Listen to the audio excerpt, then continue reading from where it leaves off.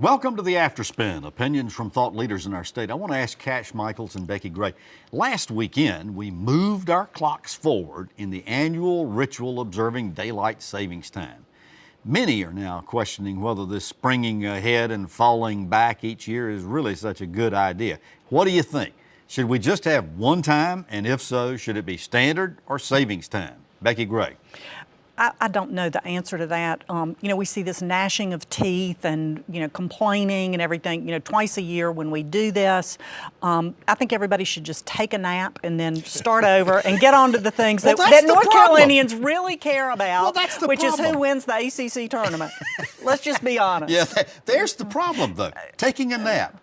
When you've already lost an hour's worth of sleep, I mean, you walking around on the Monday. Now, it's not so bad in the spring or in the fall when you're falling back and you're getting an extra hour of sleep. But in that Monday. But this has been going on for years. I mean, as a matter of fact, Julius Caesar was the one who went to the Julian calendar, which we use. And, as a matter of fact, he was assassinated on March 15th in 42. Exactly. So this is not a new discussion or a new dilemma. They needed a nap in 42 AD, just like we do.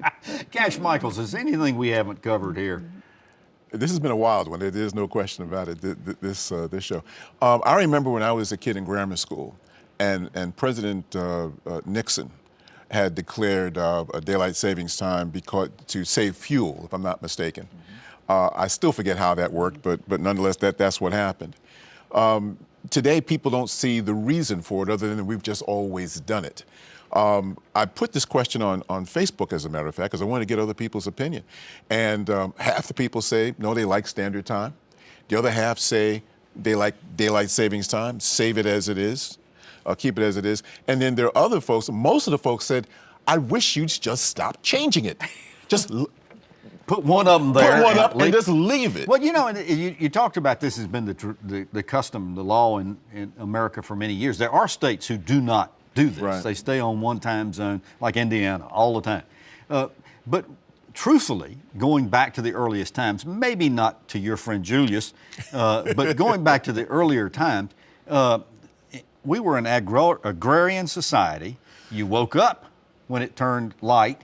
You went to bed when it turned dark. You didn't have to worry about setting your clocks and falling forward or falling backwards and all this. Are we going to do anything about it? I don't know. I don't know. We might. I mean, interestingly enough, when they started all this, the farmers were ones who really fought against it, said, just don't mess with this. We've already got this down. We're growing our crops. We're fine. Take a nap. Well, get back to us.